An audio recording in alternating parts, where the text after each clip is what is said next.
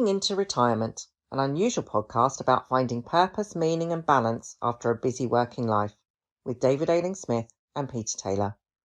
Exploring the emotional, psychological and practical realities of modern retirement through a series of reflective conversations undertaken whilst walking scenic routes across the UK. Right, well, here we are on walk number 3, Daz. And this is your walk, so you should introduce it, I think, to our listeners.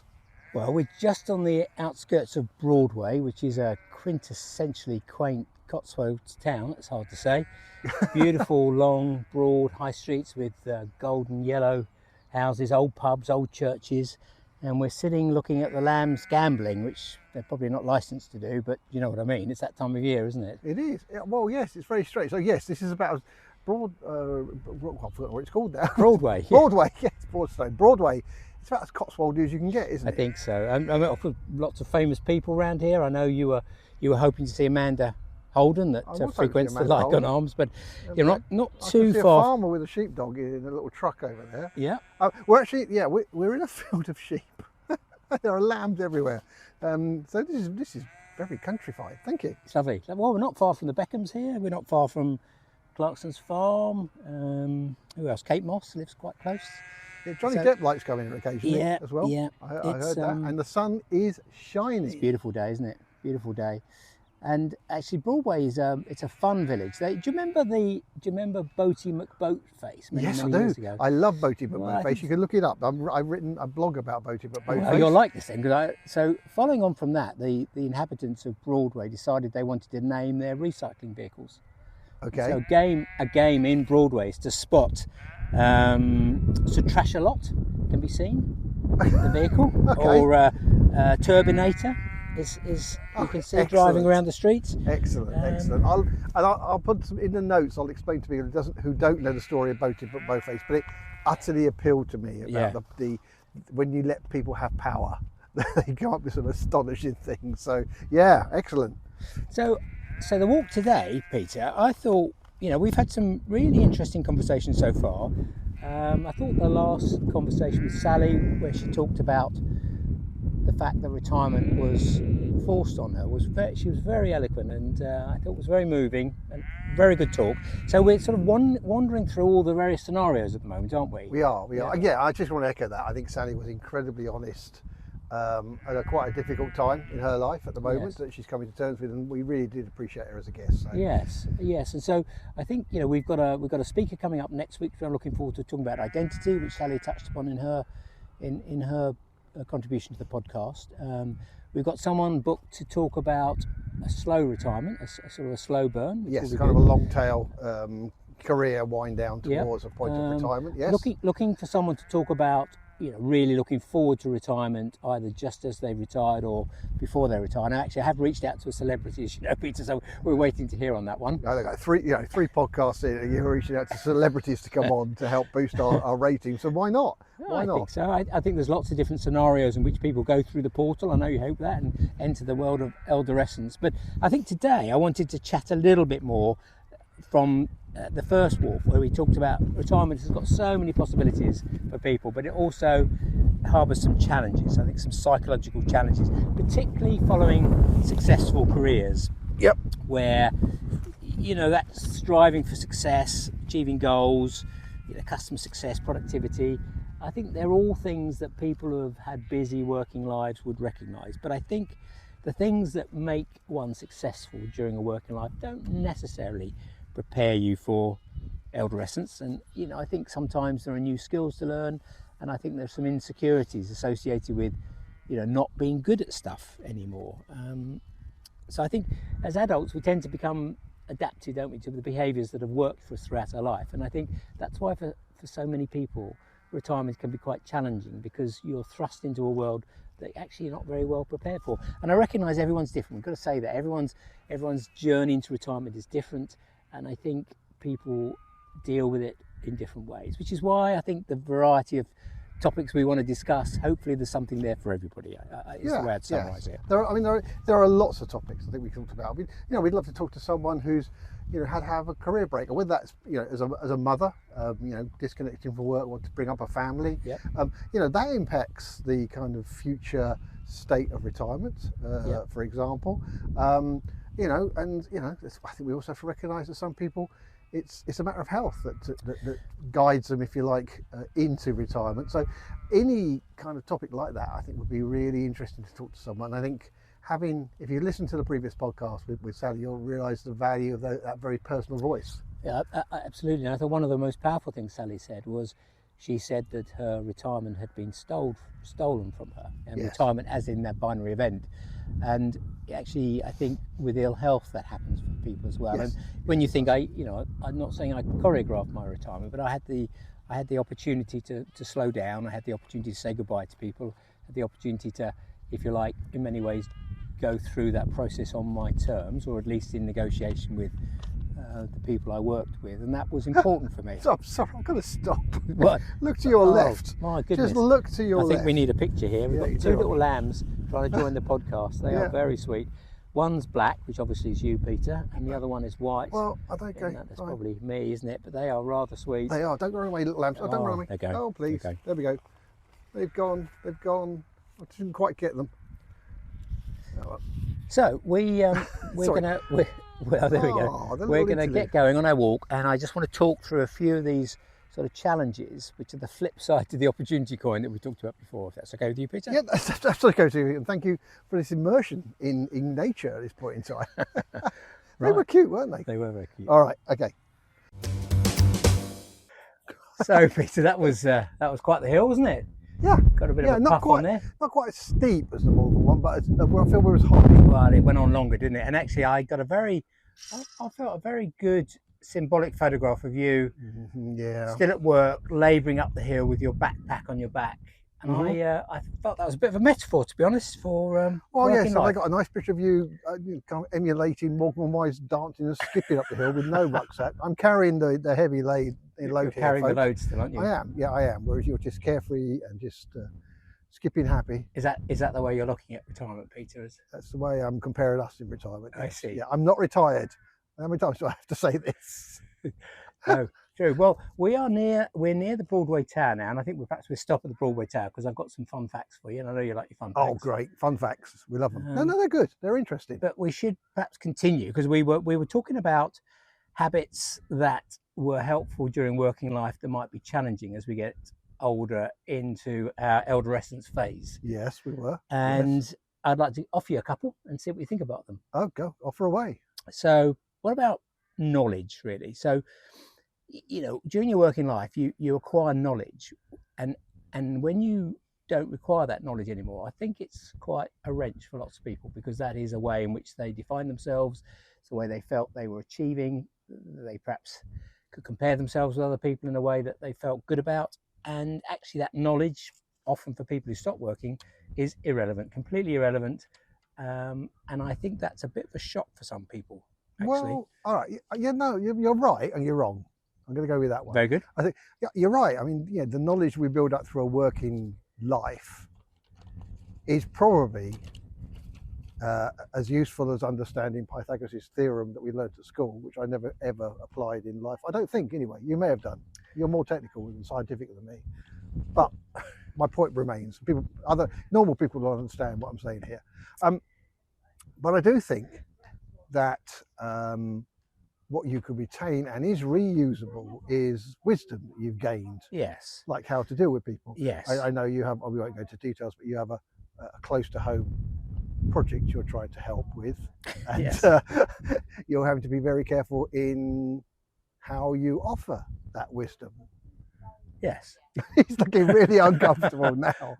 I'm feeling good about this. No, one. Wisdom, I think, is the right phrase. I think when I was talking about knowledge, I suppose I was thinking about work-related, sort of process-driven knowledge associated. Oh, I see. With, well, what you do at work, I get what you do to generate income or make customers successful, or generate renewals, all that sort of thing. That it feels like that process knowledge isn't useful anymore. And I think that sort of feeling of, can I say, incompetence, the fact that actually you stop working and I grant you got the wisdom, and that's sort of the positive side of the elderescence, I think, but you actually, I think, one can tend towards feelings of ignorance and lack of worth. I think that's where that comes from. The fact that your knowledge and your experience is actually irrelevant for a lot of the things you do. Well, that's true. I mean, we have to accept that I didn't get where I am today by knowing anything. So, but I do think this is the heart. You know we're live, don't you? I know we are live, but I have the edit control. Yeah, and I think that really reflects, I think, where I'm going with this non-retirement that I'm currently in. This progression to adolescence is I have knowledge in a non-work space that I can see extending into elderescence. You have more than one club in your bag, to use that horrible metaphor. Okay, all right. So that was the first one. Very good. Well, no, but I just to finish that off, I think there's something about. I'm going to give you a quote here. You may not like this. I think he's been rehearsing and repracticing. Well, again. I think one of the facets of elderescence, or getting older, if you like, not in work, is to try and continue to learn. And I think to learn, you've got to access your ignorance and not your competency. Okay, I've lost you now. No, you haven't lost me. But that was quite deep. I'm at the top of the hill, slightly out of breath. The red mist has gone now, hasn't it? and listeners, I'd just like to share that I sat down on the log to recover. And I sent Daz off to do one simple thing. And what was that, Daz? You wanted a glass of water, still water. Sort of water? Still water, yeah. And what have I got in front of me? You've got Cotswold sparkling water, which I thought was much more appropriate, seeing as we're near a Cotswold spring. No, you're right. I forgot it doesn't my come glass. out. It doesn't come out the spring like that. I'm sorry. Anyway, Peter. but so all right. So that's knowledge. I think knowledge. You make a good point, and I think that's one of the because during our working life, we have learnt to unlearn. We know that's that right. That's been an important part of the last decade right. or so of perceived general wisdom is this process of unlearning. But to unlearn in your own personal life is transformation. We know all those transformations, these sort of technical transformations we've helped people with or we've been through ourselves. It is about unlearning, isn't it? And I think this is what we're embarking upon. We're in a transformation into elderescence, and it means stopping you accessing knowledge that's previously been useful. And I think that's destabilizing for lots of people. Okay. So that's one. Next one I'm going to say is busyness, being busy, focus on getting things done, characterized as the sort of the yin and yang of work, I think, in the sense that a lot of people get very tired and frustrated and stressed about how hard they work. But I think a lot of people really enjoy their work and enjoy being busy, enjoy having that sense of focus, enjoy, having targets, having significant sort of transactions that they can measure the outcomes. And I think when you stop working, the absence of that scenario, I think, is a bit destabilizing for some people. I think I've mentioned before, I get very unproductive when I'm not busy. We hear the phrase, don't you, about some people in retirement sometimes talk about how you doing? Well, I'm keeping myself busy. It feels like it's a phrase that describes the fact you're doing stuff, where actually I suspect real contentment and happiness comes from learning how not to do stuff and perhaps live in the moment, perhaps enjoy the simpler things, perhaps give stuff away. I'm not sure. There's something here to talk about at length. But I think being busy is both positive and negative in your work, and not being busy, I think, is both positive and negative in elderescence. Yeah, I find lack of business is more stressful. I get de-stressed by being busy, active, doing things. So you're going to keep yourself busy, are you, when it comes to paper day? Ticking along. Oh, I'm sure. Yeah, All right, last one for this particular break. The breeze has got up as well. Yeah, well, hopefully we can still hear each other. I'm going to say importance. I don't want to sound pompous here, but I think in work, one has sort of a position, has a value associated with what you do. And whether you're in a leadership position, or whether you're in a key worker position, or whether you're doing a role that's essential to the community in which you live, importance is a thing that people, I think, get pleasure from, they get their sense of identity from. And I think, the dark side of importance obviously can prey on vanity and ego, but I think stepping away from having importance, if I can use it in inverted commas, I think is hard. You see this with sports people, don't you? When people are at the top of the game, and they often leave it too long to step away from what they're doing, and they start to become less good at what they do, and it feels like that's a shame. For business people, I think it's similar actually as well, that the world moves on, and at some point it becomes right to step away, just in terms of your own. Well, we see a lot of that in sport, don't we? Yeah. Where people, they bow out at the top, which you think is the right thing to do, and then they can't. They can't leave it. Yeah. They have to come back. They have to test themselves, and they have to prove themselves again. And yet they've made the money. They've been successful. They don't need to do it. But yes, I get that importance. Yes, your kind of your value, your purpose. I think Sally mentioned about purpose. Yeah, and I think we're going to talk about identity next week. We are, and I think that feeds into it as well. But there is that phrase, isn't it, that I think one can feel. I mean, I think is this true? I was going to say that good organisations, good managers, good leaders make you feel indispensable. It's part of the magic, part of the charm, part of belonging, part of collective endeavour. You feel that you're a very important part of a bigger whole. I think that's a part of good teamwork. But of course, we know that no one is indispensable, and how quickly the world moves on when you're not there. Bucket of water. The bucket of water analogy, which I now understand. We had to go back to podcast 1 for that, don't we? 1 or 2, I can't remember now. The Malvern Hills, I mentioned it on the Malvern Hills. The Malvern Hills, that's a good one. Yeah, so there we go. No one's indispensable, but it's okay to feel important still, I think. Yeah. All right, good points. Very good points. All right, so should we go the next one is good. Well, no, I'm going to finish my sparkling water, and then I'm going to burp my way all the way up to the top of the tower. Broadway Tower. By which time, hopefully, it'll be out my system and we can have another interview. Yeah, and I'll tell you all about it. Okay, great. Oh, okay. I'm out of breath again. We're at the top of the hill. Well, it's not just a hill, Peter, is it? Well, all right. But there's this bizarre tower. I know you know all about this, right? So you're at the top of the hill, an amazing view across the countryside, and someone, for some reason, probably some rich person in the 19th century, I guess. Earlier, yep. Earlier, okay, yep. Fine. Has built this attractive but ludicrous Broadway tower. Broadway Tower. It's an iconic piece of architecture in the landscape. Well, it's why apart from having too much money. It's a folly, and I think that describes it quite well. Brainchild of Capability Brown. Oh, okay. So we're talking, 1790s, something like that, built by. I was 1 century out. Yes, I think the Lord Coventry for his missus, I think. Oh, so Lady Coventry. Yeah, Lady Coventry. I don't know much more about. Is this more the one about that took her clothes off? I think that's Nell Gwyn. No, that's Godiva. Lady Godiva. No, I don't think. I think we're not connected. Different era.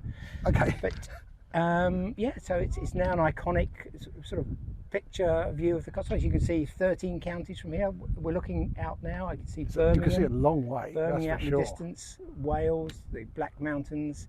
It's a beautifully clear day, and it's absolutely gorgeous. Wow. Factoid time. You got some?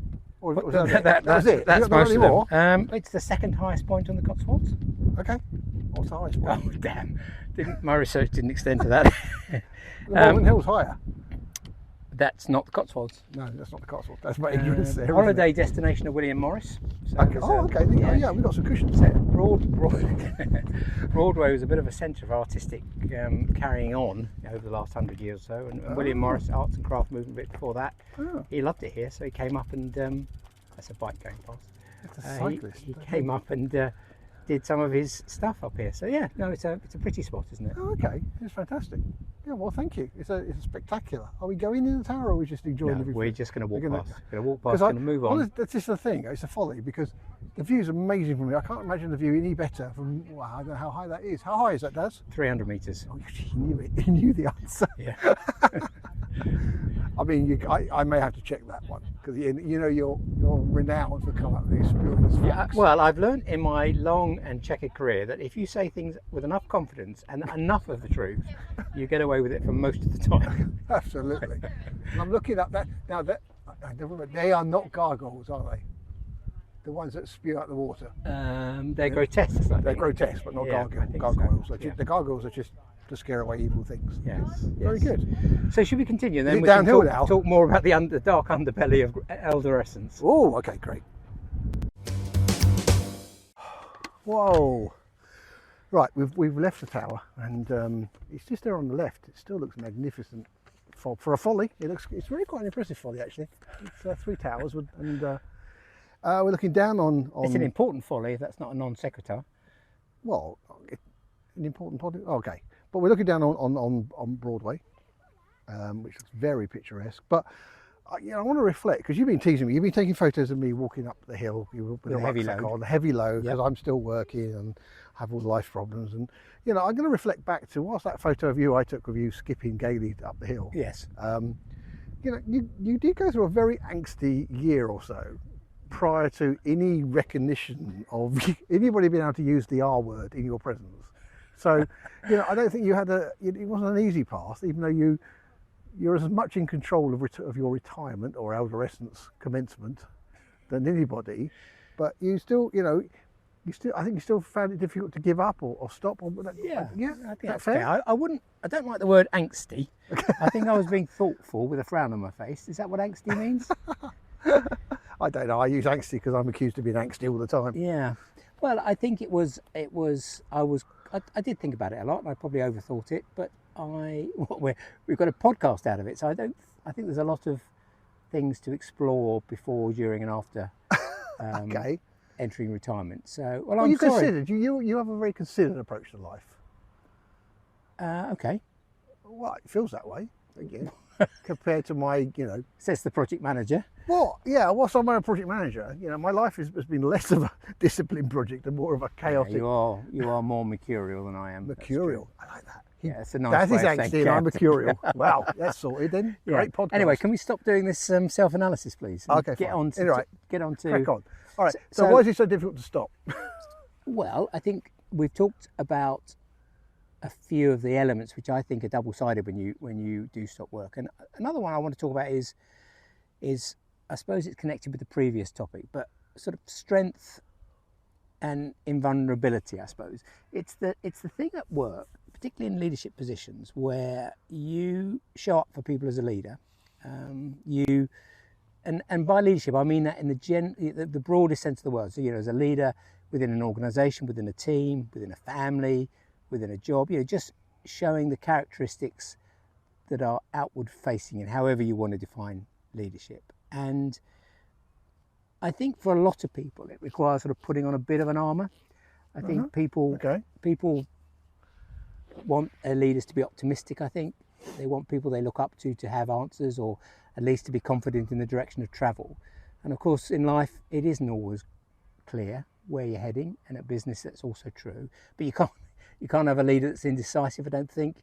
And so you've got this armour, perhaps, that you wear at work, that when you stop work, I think it's just not helpful anymore. And so I think there's a vulnerability associated with losing that jacket, with losing that armour. Yeah, I can recognise And that. I think people may not be able to relate to that, but I think for me, it's something that I've recognised. And I mean, as in terms of the roles I've had, hopefully I've always been authentic, and I think it is that journey to authenticity as you get older. You can't hide, you can't pretend. And I think for some people who have perhaps pretended in their working lives to be something they're not, I think it's a big transition. I don't know whether that relates to me or not, but I think that's a problem for people when they discover I who can they see are that. when they stop working. And is there an aspect to that then? Because I reflect on that. In your working life, for vast majority of people. I mean, I know there are lone traders, business people, or whatever, but you're in a community, so that it's suddenly retirement. Unless you're very close to someone who is also on the cusp of retirement, adolescence, all of that. It's a solo activity. Yeah.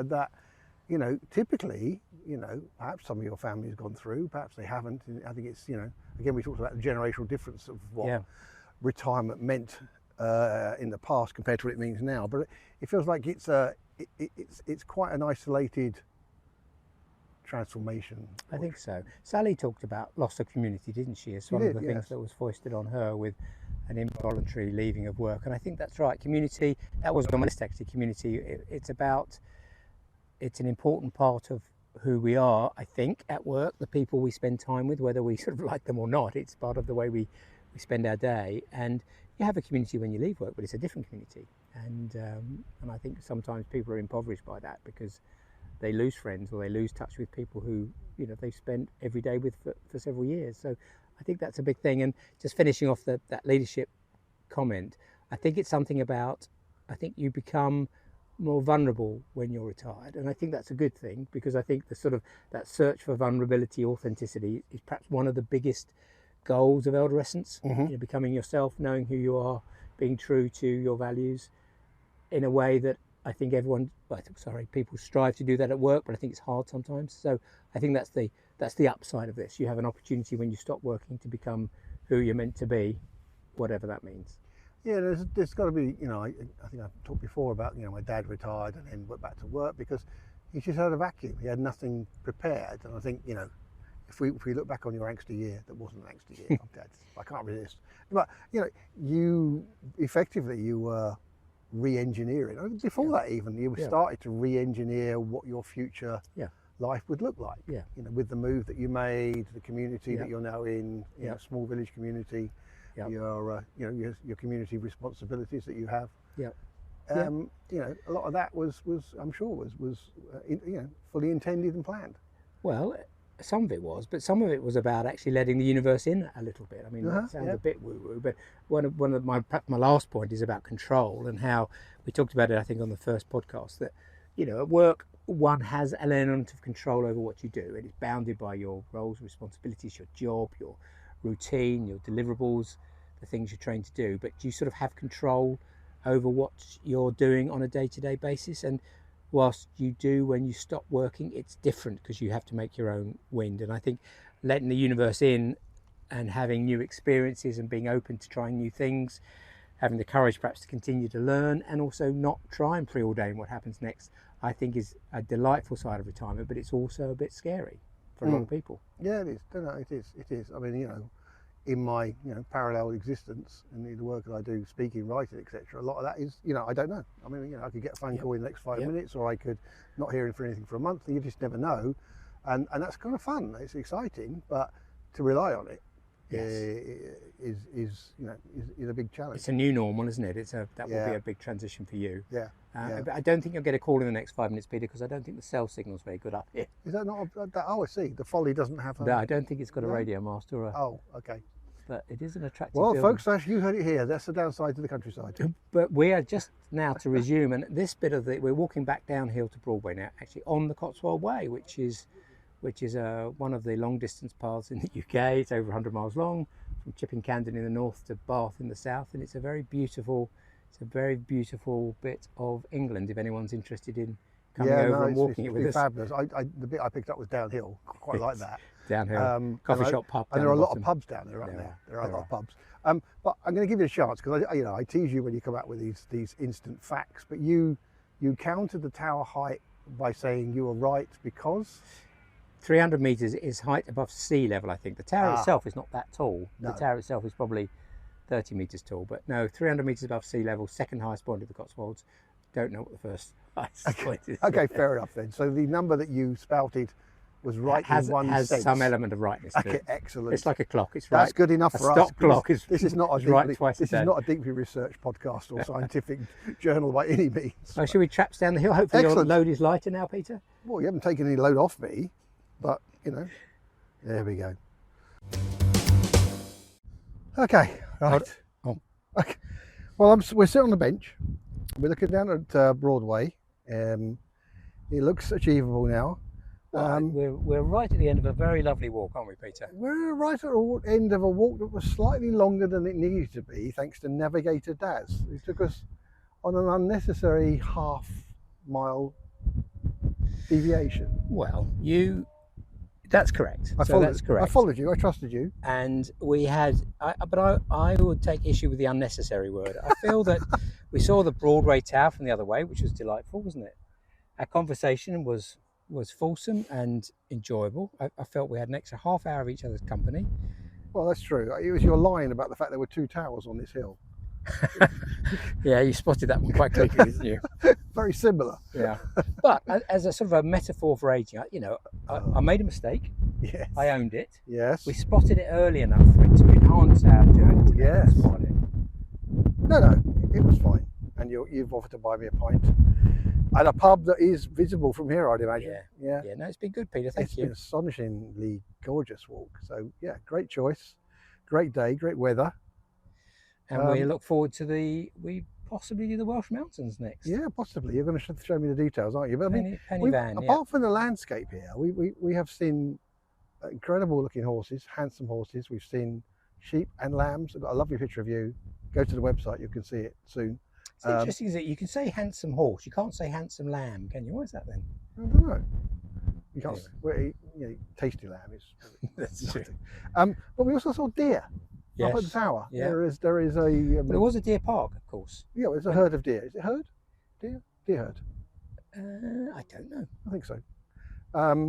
Yeah, up there as well. So incredible wildlife and lots of birds, of course. And can I thank you for? I know what your sense of humour is like. Can I thank you for not making a fuss about the kissing gates, or indeed mentioning them? Well, yeah, there is a story there because, when Dad sent me this particular walk plan, because once we have an idea that we find a plan of the walk, obviously, and the first thing I spotted was how many kissing gates there were on this particular walk, and I said we hadn't agreed the ground rules for the kissing gate, so we're okay. We helped each other through the kissing gates, but that was as far as we went. I didn't see any puckering, so I'm no grateful. puckering whatsoever. Yeah. So kissing gates are okay now. You're going to go and look up, aren't you, the origin of the term kissing gates? Because you gave me.